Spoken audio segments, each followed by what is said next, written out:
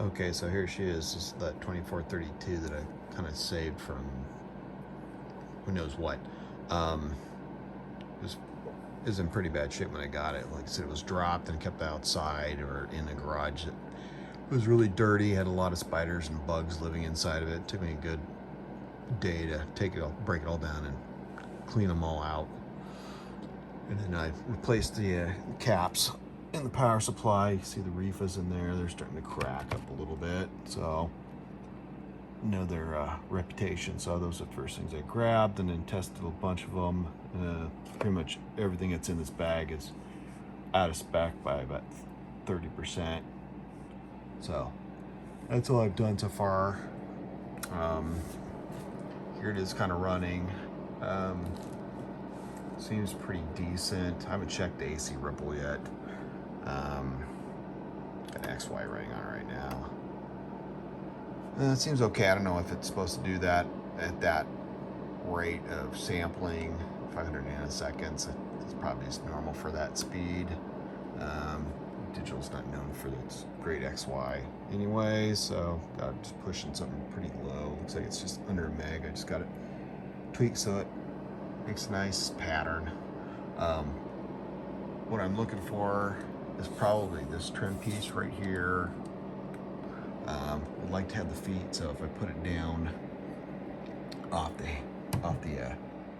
handle, that it still gives enough room for the if there's any airflow come through the bottom. I know, I can't remember if there's holes on this one or it's the newer ones have the holes. It has the hole inside to keep that CCDs cool. As you can see, someone just pretty much yanked out the old pouch on here, so I got these 3 ugly holes. It's got a nasty dent. It was pushed in a lot more when I got it, and it was quite a struggle to take the cover off without damaging the ribbons that were on this side on the bottom. And part of that damage is also, you can kind of see it's cracked this piece here, and it pushed this whole bar in far enough. I've had to bend this out with a wrench just so it kind of would sit back on this chassis part. This chassis part's also damaged. It's lost the screw rivet on there. Misplaced the foot. I had it somewhere, but I don't know where that's at. Let's see, this guy has got the 05 and 11 options, so it seems fairly capable of doing a lot of stuff. So probably is a really nice scope back in its day. Yeah, I might do more capacitor change outs on the other boards maybe, so I get some kind of issues where take it out of smoothing here, a little rough. Take it XY. You'll see that channel A has got a bit of noise on it, a little more so than channel B. Channel B is pretty clean.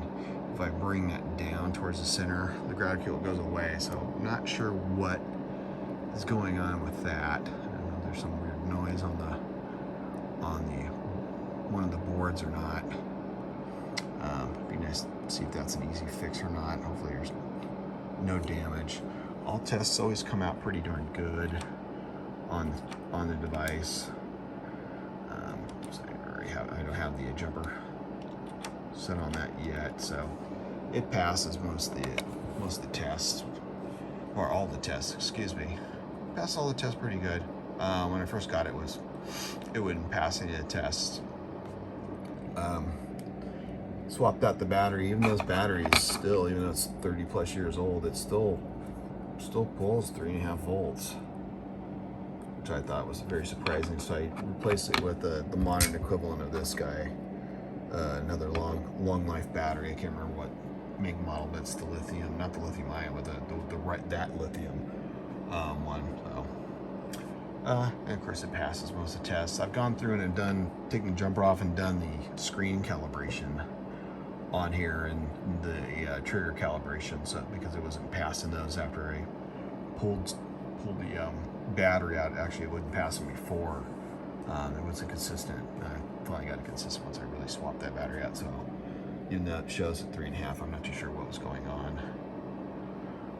But everything else seemed to be good. See, it's did pretty good at passing all this stuff. It's got a little bit of damage up in here, because I think it's someone took the trim piece off one point and then accidentally pulled this plastic off the back of the backing here where it was laminated. It's got a little down here, but love to get that intensity knob too. It seems like 99% of the ones I've seen online are missing that, so it must be pretty common. Probably hard to find a replacement.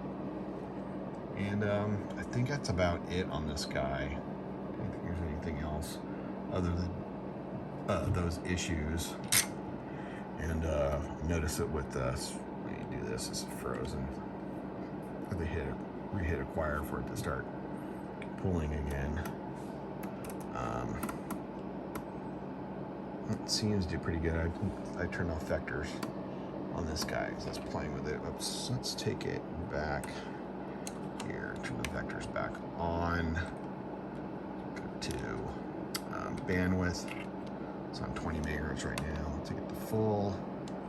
Sometimes when I turn on smoothing, especially on square waves, it gets a really nasty shape on the square wave. Let me see, I'm gonna hit set on this guy. This guy isn't the best. It's good for cheap, but wouldn't trust any further. I could throw it. You see right there, the square wave.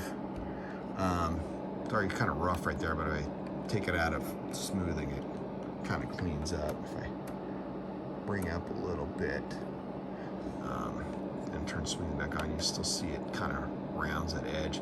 And it seems to be something on this, related to the screen, not to any kind of issue with the channel itself, because if I stretch that out, it doesn't stretch out that curvature, so it's got to be something with how it's drawing it. So that's about it. Thanks.